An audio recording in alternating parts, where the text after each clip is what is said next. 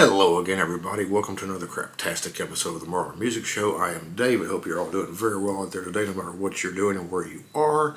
Today, we are going to continue a series of KISS rankings, and today I'm going to rank all the KISS lineups from worst to best. Y'all ready? Let's go!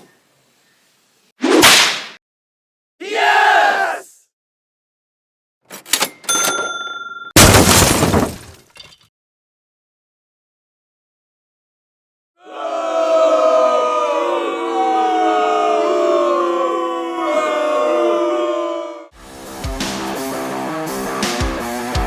He's Marler, and this is his music show.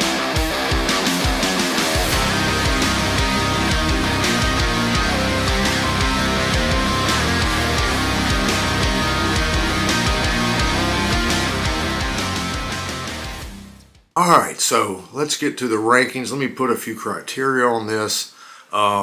I'm going to get one out of the way right off the bat. It's not even, it's number 8, and it's the farewell that had Gene, Paul, Ace, and Eric Singer. They were together for about that long. We're not going to count that one. They didn't record any music together. It was just for a couple months for shows overseas. We're also going to take out the one that was Gene, Paul, Peter, and Tommy. Here again, they toured, didn't record any music, unless you want to count Symphony, which I don't count that. It was kind of like a flash in the pan deal, so those are out of the way. I'm talking about, these are ones that toured and recorded some music together. And so we're going to start with number 7, and that is the lineup of Gene, Paul, Eric Carr, and Mark St. John. This one's at the bottom mainly because, like the other two, it was kind of a flash in the pan. Mark came on the scene after they got rid of Vinny, recorded Animalize, played a couple shows, and then disappeared like a fart in the wind. He had a hand situation going on. He couldn't do a lot of stuff. It was very clear he was not going to be able to continue with the band in any capacity, especially touring. Brought in Bruce Kulick, and that was it. So that one's at number 7. Not much to say about that one, other than it would have been interesting to see how that lineup would have done on a whole tour and maybe a second album. But that's something we'll never know. So that one's at number 7. At number 6, we have a lineup of Gene, Paul, Ace, and Eric Carr. Here again, this one wasn't really a flash in the pan. This was kind of the weird one because it was that lineup that, Eric Carr replaced Peter after he left. They'd already recorded Unmasked, which I believe Anton Fig played on. That's another thing. We're not going to, any studio musicians are not going to be on this list. But Anton Fig played the drums on the majority of this album, I believe. Ace played a little bit of guitar, mainly I think on the songs that he performed on.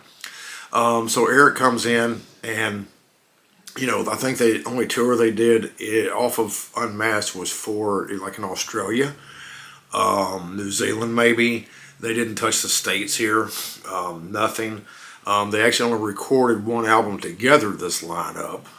They recorded The Elder, which is one reason I put this lineup so low, because they did a lot of touring together. They did arguably, depending upon the list you look at and who you listen to, their worst album ever. So it kind of puts that lineup towards the bottom. They didn't tour off The Elder. Ace was checking out, and it just kind of fizzled out. And the weird thing was, I think Ace and Eric got along really well. It just wasn't working because Ace was just in another space, pardon the pun, space that wasn't going to help him contribute to the band any further. And so this lineup, kind of a flash in the pan, didn't do a whole lot. That's at number 6. All right.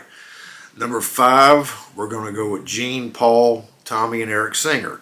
The lineup that currently, or was, that finished off the career of their touring career. And this is a lineup that I debated on having a little bit higher. Now, the thing about this lineup is they put out 2 albums. two of their worst albums. There's no doubt. Those albums, Monster and Sonic Boom, have some good songs, but as whole albums individually, they're not very good albums. They're real far down the list for me in their catalog. However, the one thing about this lineup, and this is why I debated on where to put this lineup, was because this lineup has been around for almost 20 years. Been very solid, toured consistently, got really tight, played the songs the way they were meant to be played for the most part. You know, I think in recent years they've tuned down a little bit because of Paul's voice. But early on, when this lineup first got together, probably the first 5 or 6 years, those songs sounded like they were supposed to, and had the crunch that they were meant to have. And this lineup, musically to me, live, very, very good, and probably should be ranked a little higher. But with my criteria on this, the albums just killed this lineup. It just killed the mojo of it in terms of how high they should be ranked. Live, very good. Albums, not so much. So I've got this one sitting at number 5. At number 4, Gene Paul, Bruce Kulick, and Eric Singer. Here again, this is one that I debated on having a little higher as well. They put out 2 albums, the first being Revenge, which is my personal favorite, and personally I think it's their best album ever. A lot of Kiss fans do, some Kiss fans don't. You know, it's all up for opinion based on your taste. This version of the band put out that, and then Carnival of Souls, which for a lot of people is in the lower half or lower quarter in ranking of all of their albums. For me, it's in the lower half, but it's kind of, and I've done a couple videos on my Kiss album rankings. You can watch those to get my thoughts on that. This album was good for what it was. The timing on it was pretty bad. I think that they would have had very little success if they had not reunited with the original 4 and put this out and toured with it. I don't think it would have gone very far. But it's a pretty good album. Different sound for them. Another time in their career where they kind of went with what was hot at the time. But it's pretty well done. Bruce Kulick's got some really good guitar playing. But this version of the band for me is really, really good. They played old songs not quite the way they were meant to be played, but with their own flair. Eric Singer came in and kind of slowed back down some of their drum beats a little bit. I think Eric Carr loved him. Great drummer.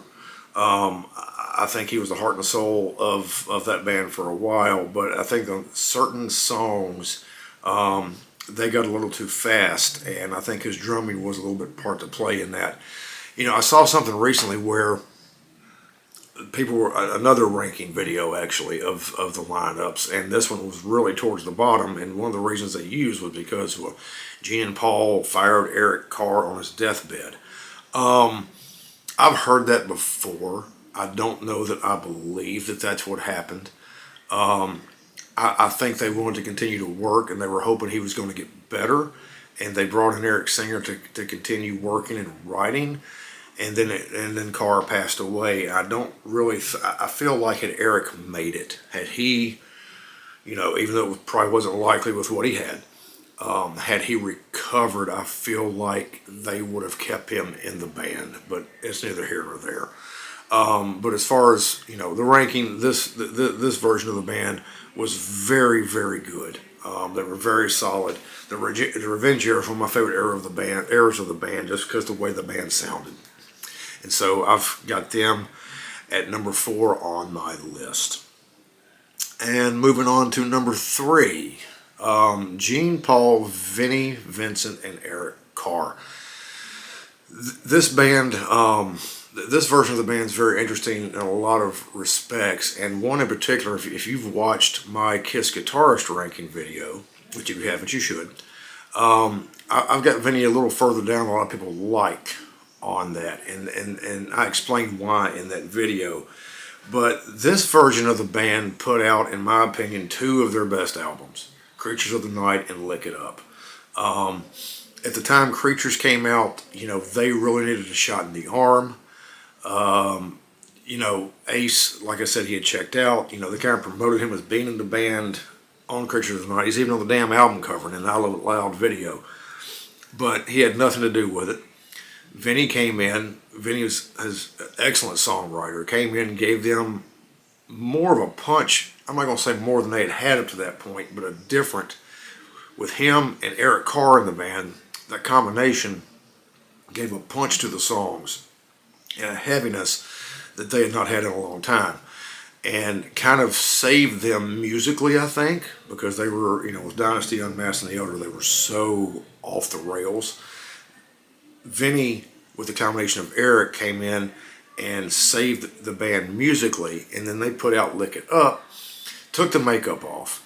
The makeup, Vinny's Egyptian makeup and Eric's makeup wasn't really working commercially.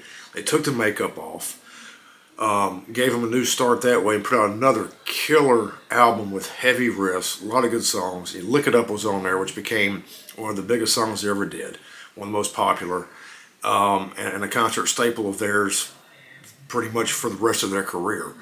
And so that album, once again, solidified what they had started building upon with Creatures of the Night.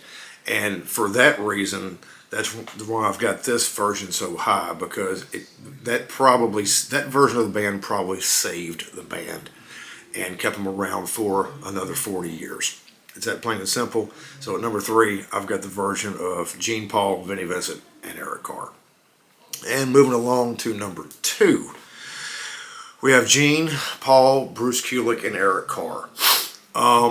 This version of the band, technically, musically, may not have been the most talented collaboratively. I don't know.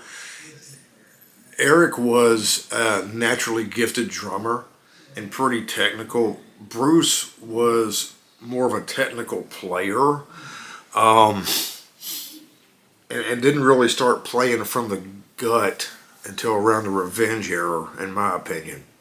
But the four of them, with Bruce coming in after Mark St. John, for the next 7-8 years, or whatever, 7 years or so, it gave Kiss an identity again. I'm kind of a little bit maybe partial to this version of the band, because this version is the first version I ever saw live, and I saw this version 3 times. And, really good. Like I said, this version played some of the songs a little too fast, I think. But the solidarity, the firm foundation that they finally had again with this version of the band speaks volumes for what these guys did. And for me, they put out some really good albums. Asylum was pretty good. Crazy Nights was actually pretty good. Just a little more poppy. Hot in the Shade, not so much, and of course by then Eric Carr had passed away. But it was, once again, when people thought of Kiss, most people thought of Kiss, by the time this version had been around for a couple of years, they thought of these 4 guys. And for me, that's the main reason this one was at number 2. It gave them a identity again, and something that was very, very needed and crucial at the time, especially if you look at what was going on in music at that time. So this version for me, number 2, probably should be low on the list in a lot of people's opinions, but I'm sticking with it. So that's it on that one. And so now that brings us down to number 1, which is the obvious. And you could go, well, this is the obvious choice. Why would you not choose Gene, Paul, Ace, and Peter? And I will say that there are versions of the band that at times have sounded better than the original version did at times. The original version of the band sounded its best to me in 2 eras. The first album through probably Destroyer-ish era, and then on the Reunion era. Not Psycho Circus tour, not Farewell tour, but literally the Reunion tour. I saw them 4 times on that one, and they sounded really, really good. They had gotten everything back to bare bones and basics, and it sounded really great until Peter started having carpal tunnel problems and they started drinking again. And it kind of went down. But it's been said many times, many different ways, by many different people. Without this version of the band, Kiss doesn't exist. Without this version of the band, Kiss doesn't have anything to move forward without Ace and Peter. It just becomes nothing. And, you know, what they created but set the foundation for their history, all the great albums. All the albums they put out together. First one, Hotter Than Hell, Dress to Kill, Destroy Your, Rock and Roll Over, Love Gun. Not a dud in those 6. Depending upon your opinion of Dynasty. And of course, it was not all 4 of them playing on it. So there you go. And Psycho Circus, same story. Those 2 can kind of be up in the air. But their first 6, fantastic. All 6 albums, all the way through, great songs. Some of the biggest, most popular songs they ever did.